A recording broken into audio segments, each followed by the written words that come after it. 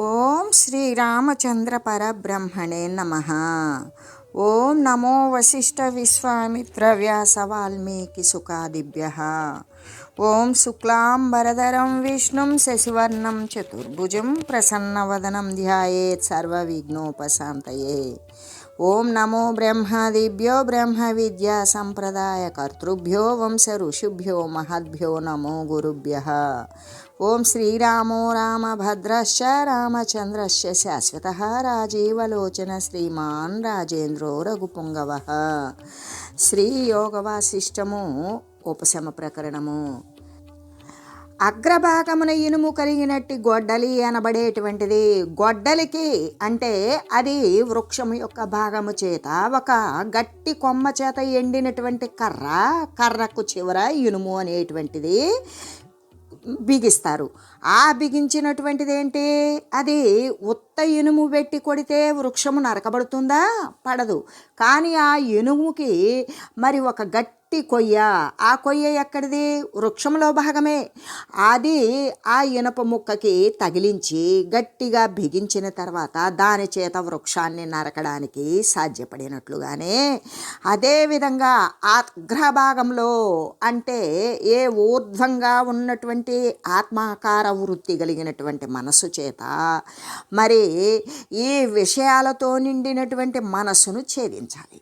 అంటే వృక్ష భాగముతో కూడుకున్నటువంటి ఇనప ముక్క చేత వృక్షాన్ని నరకబడినట్లుగానే ఈ యొక్క ఊర్ధ్వంలో ఉన్నటువంటి బ్రహ్మాకార వృత్తి చేత ఆత్మాకార వృత్తి కలిగినటువంటి మనసు చేత విషయాకారమైనటువంటి మనసును ఛేదించాలి.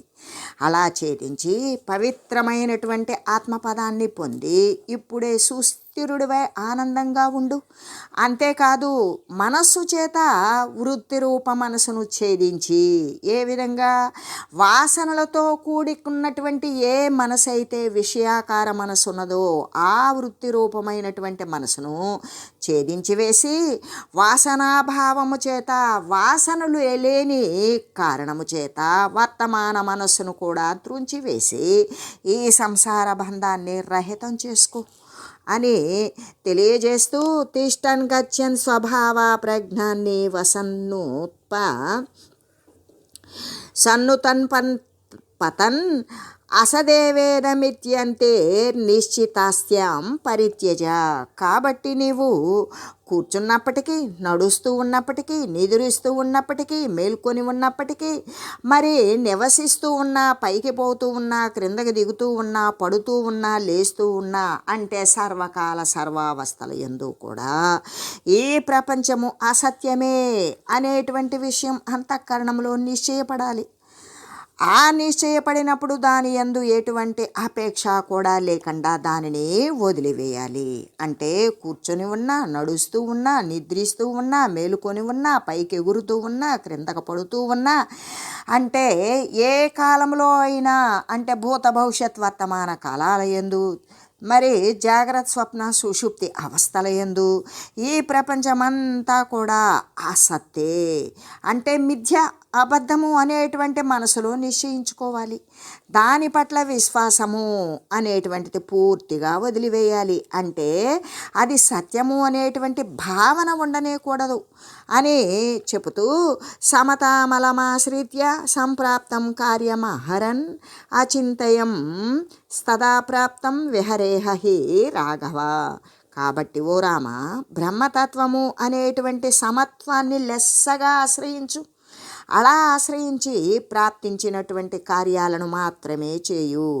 అలా చేయుచు ప్రాప్తించినటువంటి వానిని గురించి నీవు ఏమాత్రము కూడా చింతించవద్దు, ఆలోచన చేయవద్దు. ఆ విధంగా లోకంలో విహరించు. కాబట్టి ఓ రాఘవ, ఆత్మరూపమైనటువంటి సమత్వాన్ని పూర్ణముగా ఆశ్రయించు. ప్రాప్తించినటువంటి కార్యాలను మాత్రమే చేయు. ప్రాప్తించినటువంటి దానిని గురించి ఏమాత్రము చింతించకుండా ఈ ప్రపంచమున స్వేచ్ఛగా విహరించు అని చెబుతూ, అంతేకాదు పాపరహితుడమైన ఓ రామ, మహేశ్వరుడు ఏ విధంగా పృథివీ మొదలైనటువంటి అష్టమూర్తులను అంటే పంచభూతాలు, మనసు, అహంకారము మొదలైనటువంటి ప్రకృతి వీటన్నింటినీ వీటి యొక్క చిహ్నములు అయినటువంటి చిన్మాత్ర దృష్టి చేత ధరించకుండా ఉన్నట్లుగానే మాయకి అధిష్టానం అవడం చేత దాని యొక్క సమీప మాత్రము చేత ధరిస్తూ ఉన్నదో నీవు కూడా ఈ రాజ్యకార్యాలు అన్నీ కూడా నిరపేక్ష భావము చేత సన్నిధాన మాత్రము చేత చేస్తూ ఆత్మదృష్టి చే మాత్రం ఏమీ కూడా చేయకుండా ఉండు అని చెబుతూ, త్వమేవ వేత్త త్వమజస్త్వమాత్మాత్వం మహేశ్వర ఆత్మనో వ్యతిరిక్త సంస్త్వం ఏత మిదం మాతతం. కాబట్టి ఓ రామ, పరమార్థమున నీవే సమస్తాన్ని కూడా తెలిసిన వాడవును, జన్మము మొదలైన వికారరహితుడవును, సర్వాత్మస్వరూపుడవును, మహేశ్వరుడువు కూడా అయ్యున్నావు. ఇంకా స్వస్వరూపము నుండి ఏమాత్రము కూడా జారకు. ఏ స్వస్వరూపము నీ యొక్క స్వరూపము ఉన్నదో అసలైనటువంటిది, దాని నుండి నువ్వు ఎప్పటికీ కూడా దిగజారకు. నీవే ఈ జగత్తు అనేటువంటి అయ్యి నీవు ఈ విధంగా విస్తరింపజేయు అని చెబుతూ, అంటే సమస్త శరీరాలను కూడా తెలుసుకునేవాడవు, అంటే నీవే జ్ఞాతవు, నీవు వాస్తవంగా జన్మము మొదలైన వికార శూన్యుడువు అని చెబుతూ, నీకు సర్వుల యొక్క నీవు ఎటువంటి వాడవు అంటే సర్వుల యొక్క ఆత్మవు, నీవే మహేశ్వరుడువు. నీవు నీ ఆత్మస్వరూపము నుండి చ్యుతి చెందవద్దు, అంటే నీ ఆత్మతత్వం నుండి నీవు జారకుండా అంటే మాయను పొందవద్దు. ఈ జగత్తుని విస్తరింపజేసి అందు సర్వత్రా కూడా నీవు వ్యాపించి ఉన్నావు అని తెలియజేస్తూ, ఏనాత్మదృశ్య సద్భావాదభితో భావనోంగిత సన సంగృహ్యతే దోషైర్హర్షమర్ష విషాదజై. ఎవడంతటను కూడా ఆత్మరూపాన్నే చూస్తూ దృశ్యమునందలి సన్మాత్ర భావన చేత అన్య పదార్థాల భావనను ఎవరైతే వదిలిపెడతాడో అటువంటి వాడు సంతోషము కానీ దుఃఖము కానీ విషాదముతో కూడినటువంటి అంటే ఈ సంతోషాలతో శోకాలతో విషాదాలతో పుట్టినటువంటి దోషాల చేత వాడు ఎప్పటికీ కూడా అంటబడడు. అంటే ఎవడైతే దృశ్యమనంతటినీ కూడా అధిష్టాన దృష్టి చేత సన్మాత్ర ఆత్మగానే నిశ్చయిస్తాడో అట్టి ఆత్మభావన కలిగిన వాడై నలువైపులా కూడా ఇతర పదార్థాలను గురించినటువంటి భావనను త్యజించి వేస్తాడు. అలా ఎవడైతే ఆ భావనను త్యజించి వేయనో అటువంటి వాడు సంతోషము, కోపము, శోకము, విషాదము వాటి నుండి పుట్టినటువంటి దోషాల చేత ఎప్పటికీ కూడా గ్రహింపబడడు అని చెబుతూ, రాగద్వేష వినిర్ముక్త సమలోష్టాస్మ కాంచన యుక్త ఇత్యుచ్యతే యోగి త్యక్త సంసార వాసన. రాగద్వేష వినిర్ముక్తుడు అంటే వాటిని వదిలివేసినటువంటి వాడు, లోహము, పాషాణము, బంగారము మొదలైనటువంటి వాటి యందు కూడా సమబుద్ధి కలిగిన వాడు, అంటే బంగారానికి మట్టికి కూడా సమరూపంగా చూడగలిగినటువంటి బుద్ధి కలిగిన వాడు, సంసార వాసనను పరిత్యజించిన వాడు అయిన యోగి అయిన వాడిని అగు యోగి ఏమంటారు అంటే యుక్తుడు అనబడతాడు. ఏ విధంగా? రాగము ద్వేషము లేనటువంటి వాడు, మట్టిగడ్డను శిలను బంగారాన్ని కూడా సమానంగా చూడగలిగిన వాడు, సంసార వాసనలను త్యజించి వేచిన అంటే ఈ దేహ దృశ్య సంబంధమైన వాసనలను వదిలివేసినటువంటి వాడు అయిన యోగే ఉత్తమమైనటువంటి యుక్తుడు, ముక్తుడు అనబడతాడు అని చెబుతూ, అటువంటి యోగి ఏమి చేసినప్పటికీ కూడా ఏది భుజించినా, ఏది ఇచ్చినా, ఏది చంపినా, ఏది తీసుకున్నా ఇటువంటి వాడు దేని యందు ఆసక్తి లేకుండా అసక్త బుద్ధి, దేని యందు కూడా ఎటువంటి రాగభుక్తి లేకుండా ఉంటాడు కాబట్టి మరి దాని నుండి సంభవించినటువంటి సుఖము యందు కానీ దుఃఖాల యందు కానీ సమభావమే కలిగి ఉంటాడు. అతనికి ఎవరైనా శిక్షించినా మరి పూజించినా కూడా దాని యందు ఎటువంటి భేదము వ్యత్యాసత్వము కూడా చూడడు. దాని యందు సమభావమే కలిగి ఉంటాడు. ఇష్టానిష్ట భావనను పరిత్యజించినటువంటి వాడు, ఇది ఇష్టమైనది ఇది అయిష్టమైనది అనే భావన లేనటువంటి వాడు, ఇది చేయదగినది అని ఎంచి ప్రాప్తించినటువంటి కార్యాలను ప్రవృత్తుడగువాడు దేని యందు కూడా నిమగ్నుడు కానేరడు. తనకు యథాప్రాప్తమైనటువంటి క్రియను మాత్రమే చేస్తూ ఉంటాడు. దాని యందు వాడు ఎటువంటి ఆసక్తి లేకుండా ఉంటాడు. చిత్తాత్ సత్త మాత్రమే వేదమితి నిశ్చయవన్మనః త్యక్తభోగాభిమనసం శమమేతి మహామతే. మహామతివి ఓ రామ, నీవు ఈ జగత్తంతా కూడా చైతన్య సత్తా మాత్రమే అని నిశ్చయించు. అంతకుమించి జగత్తు ఇంకేమీ లేదు ప్రత్యేకంగా. మరి భోగాశమ వీడు వాని మనసు ప్రశాంతతనే పొందుతూ ఉంటుంది. ఎందుకు? ఈ కనబడేటువంటి జగత్తంతా కూడా దానికంటూ స్వయం ప్రతిపత్తి లేదు. ఈ జగత్తు ఏంటి? చైతన్య సత్తా మాత్రమే జగత్తు అని నీవు నిశ్చయించావో భోగాశను వదిలివేస్తావు. అటువంటి భోగాలు ఆశలు వదిలినటువంటి వాని మనసు ప్రశాంతతనే పొందుతూ ఉంటుంది. అంటే ఈ జగత్తంతా కూడా చైతన్య సత్తా మాత్రమే, అంటే ఆత్మ వస్తువే అనే నిశ్చయం కలిగినది భోగాలను గురించినటువంటి మరి మనస్సును త్యజించి వేసినట్లయితే ఆ మనసు ఏమవుతుంది? శాంతినే పొందుతుంది కదా. మనసు స్వతహాగా జడమైనందున మనసు అనేటువంటిది దానంతటికి అది చరిస్తుందా? చలించలేదు. ఎందుకు? అది జడ స్వరూపం. తన్ను సిద్ధింపజేసుకొనుట ఎందు మాత్రము కానీ మరి ఒక దానిని సాధించుట ఎందు కానీ అది అసమర్థమే అవుతుంది. మనసు జయించలేదు, మనసు నశింపజేయలేదు. కానీ ఇది ఫలానాది సిద్ధించుకోవాలి, మరొక దానిని సాధించుకోవాలి అనే విషయాల యందు మనసు సమర్థమై ఉంటుందా? అంటే అసమర్థమయ్యే ఉంటుంది. ఎందుకు? మనసు అనేటువంటిది జడ వస్తువు కాబట్టి. అయితే ఈ అసమర్థమే అవడం చేత స్వవిషయమ సిద్ధి అంటే తన యొక్క విషయాన్ని సిద్ధింపజేసుకునే నిమిత్తము తనకు సాక్షీభూతము అయిన తన ప్రకాశాన్ని అయిన చిద్వస్తువు వైపుకు వెళ్తుంది. అంటే సర్వసాక్షిత్వ స్వరూపమైనటువంటి సర్వవ్యాపక చైతన్య వస్తువు ఏదైతే సర్వ వస్తువును కదిలించడానికి ఆధారము ఆశ్రయము మూలమై ఉంటుందో ఆ చిద్వస్తువు వైపుకు మనసు వెళుతుంది. అది ఎలా వెళ్తుంది అంటే వనమందు సింహం వెనక వెంటబోవు మాంసాపేక్షీయకు మార్జాలంలాగానే పరిగెత్తుతుంది.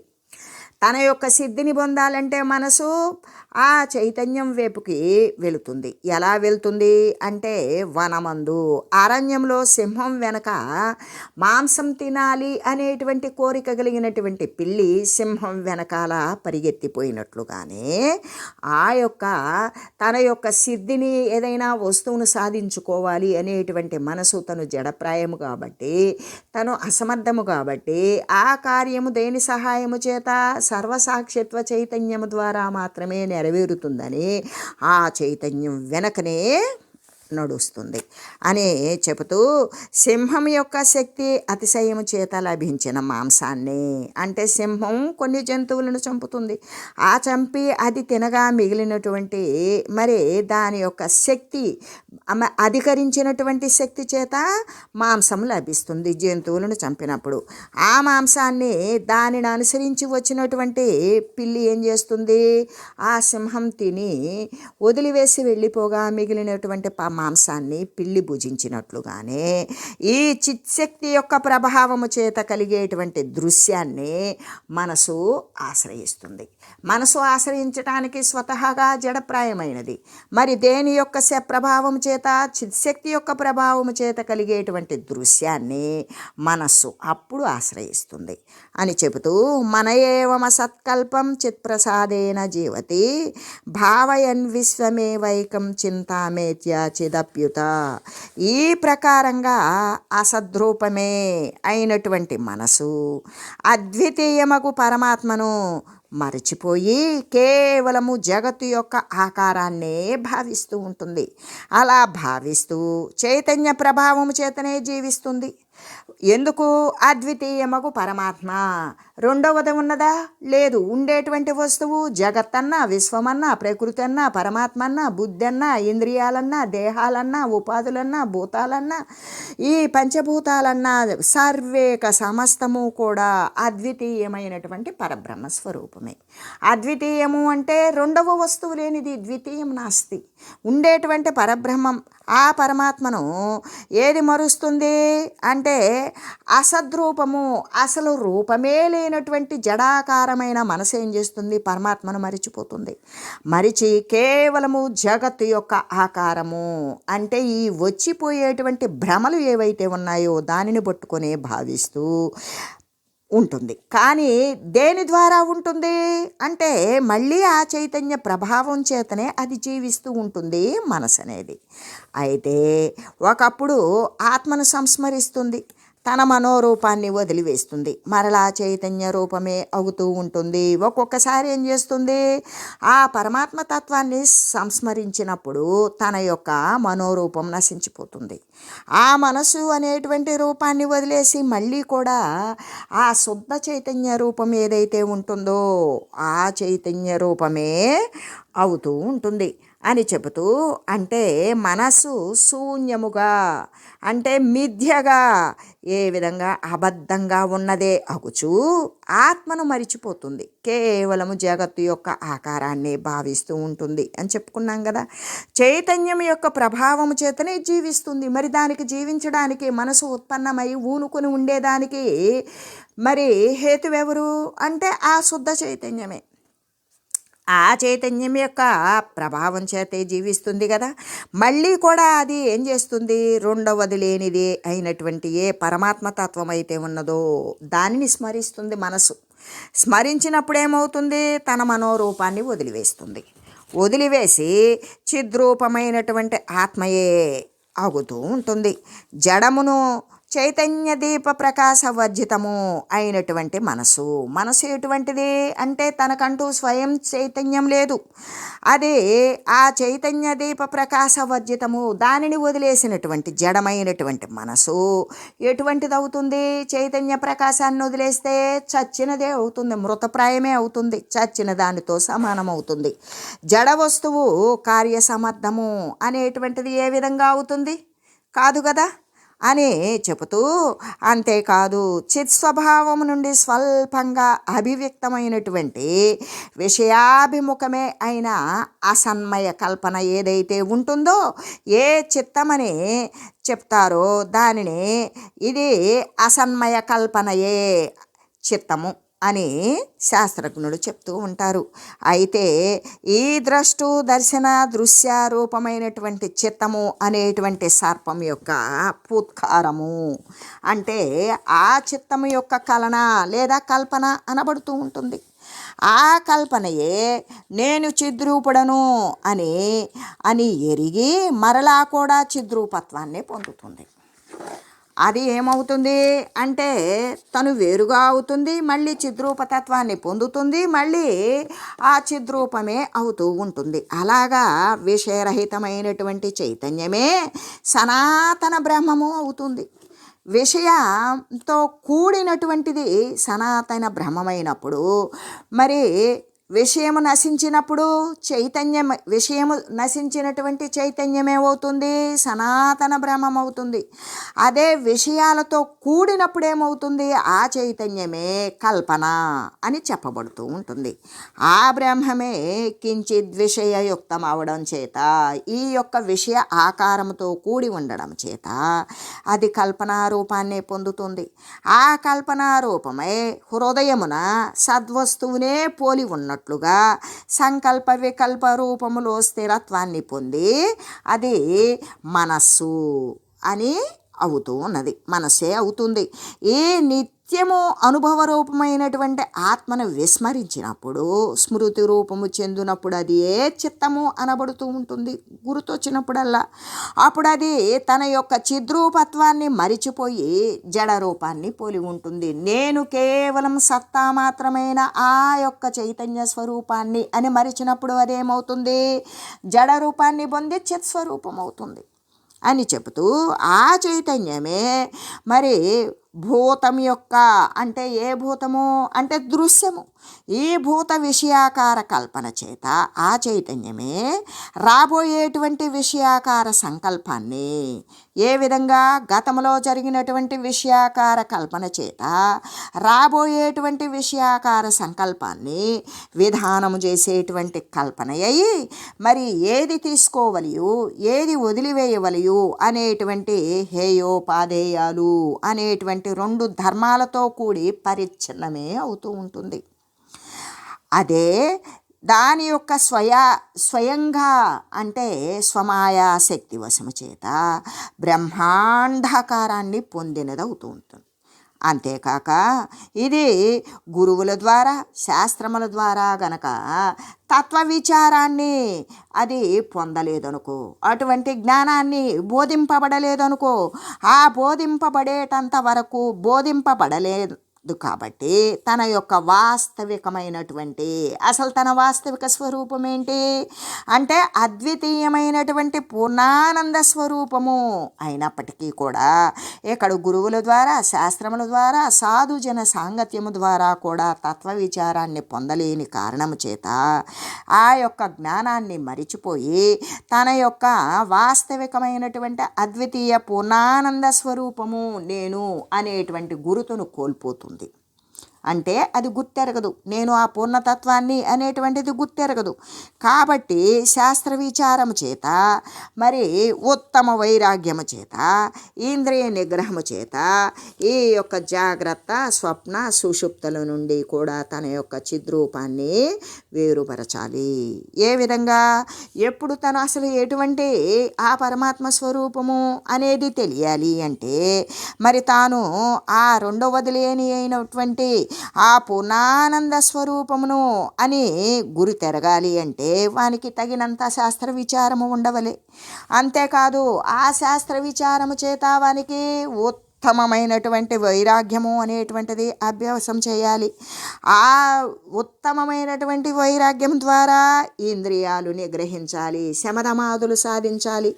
అప్పుడు జాగ్రత్త అవస్థలోను స్వప్న అవస్థలోను సుషుప్త అవస్థలో కూడా మరి తన యొక్క చిద్రూపాన్ని వేరుపరచాలి.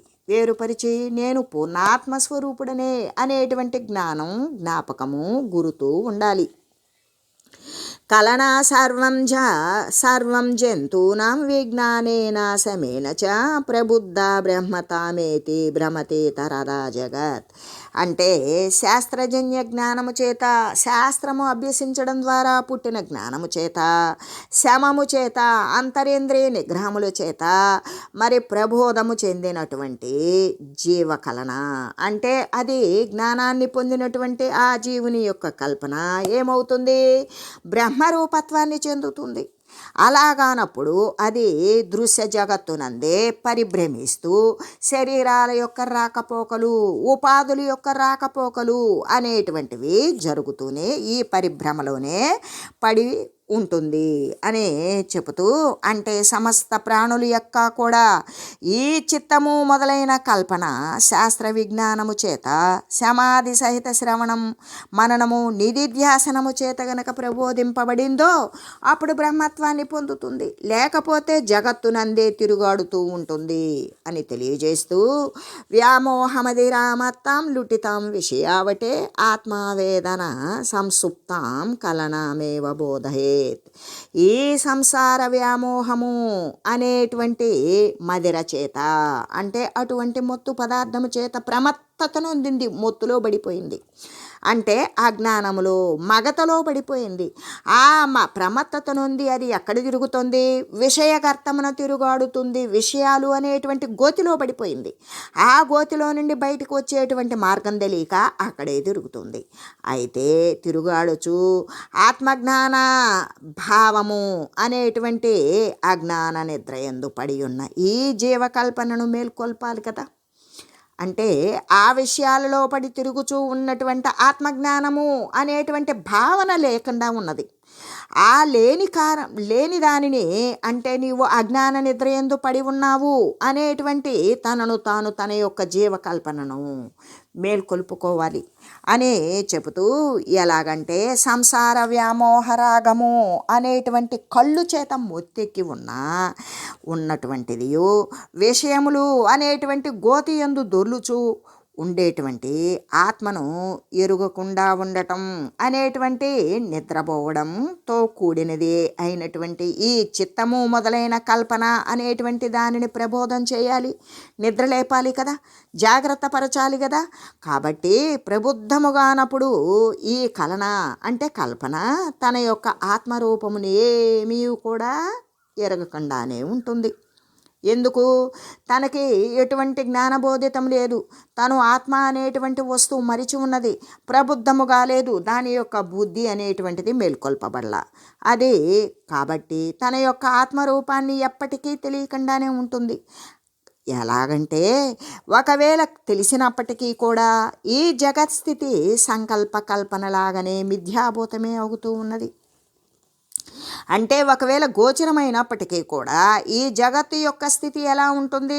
సంకల్ప కల్పనలాగానే, సంకల్పించిన కల్పనలాగానే అబద్ధమే అయి ఉంటుంది. కాబట్టి ఈ చిత్తవృత్తి రూపమైనటువంటి ఈ కల్పన అంతఃకరణమందున్నటువంటి సర్వసాక్షి రూపమైనటువంటి పరమ చైతన్య దృష్టి చేత వ్యాప్తమై ఉంటుంది.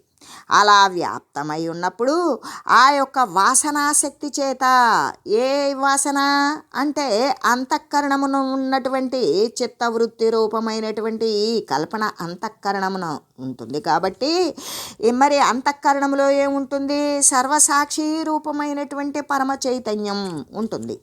ఆ దృష్టి చేత ఈ చిత్తవృత్తి రూపమైనటువంటి ఈ కల్పన వ్యాప్తమయ్యి ఆ యొక్క వాసనాశక్తి చేత లతలాగానే విషయ ప్రకాశన సమర్థమగుచూనే ఉన్నది అని చెబుతూ, అంతేకాదు జ్ఞానమే ధర్మముగా కలిగినటువంటి నిత్య బోధ స్వరూపమైన సర్వసాక్షి అయిన చైతన్యం ఏదైతే ఉన్నదో అది అంతఃకరణ వృత్తి చేత, అంటే లేకపోతే కల్పనారూప ఉపాధి చేత అల్పత్వాన్నే చెందుతూ ఉంటుంది. కాబట్టి ముల్లోకాల యందు కూడా, అంటే ఇక్కడ ముల్లోకాలు అన్నప్పుడు ఈ త్రిగుణాల యందు కూడా ఆయా ప్రాణులు అంతఃకరణాదులను మాత్రమే అది ఎరుగగలుగుచూ ఉన్నది అని చెబుతూ, చేతనైన జడారామ కలనోపల రూపిణి పద్మిని వాతపేన సౌపరేణైవ ప్రబోధ్యతే.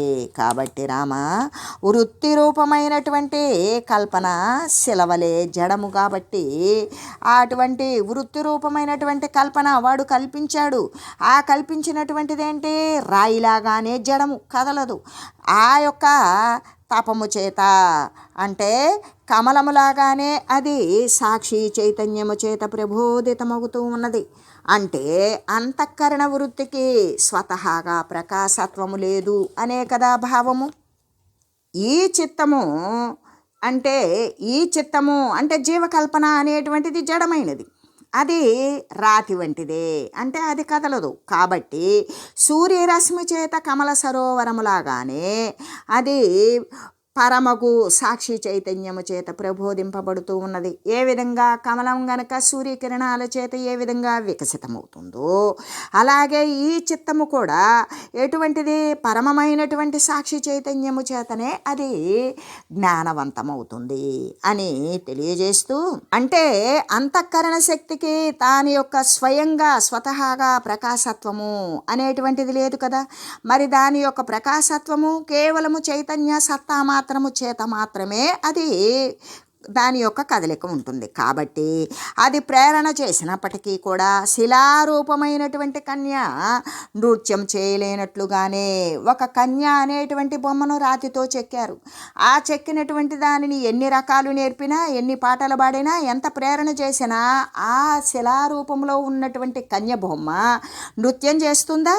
చెయ్యనట్లుగానే ఈ యొక్క సాక్షి చైతన్యము గనక లేకపోతే ఈ జీవకల్పన దేహమునందు ఏది కూడా తెలియబడకుండానే ఉంటుంది అని తెలియజేస్తూ, ఓం మంగళం శ్రీ గురుదేవాయ మహనీయ గుణాత్మనే సర్వలోక శరణ్య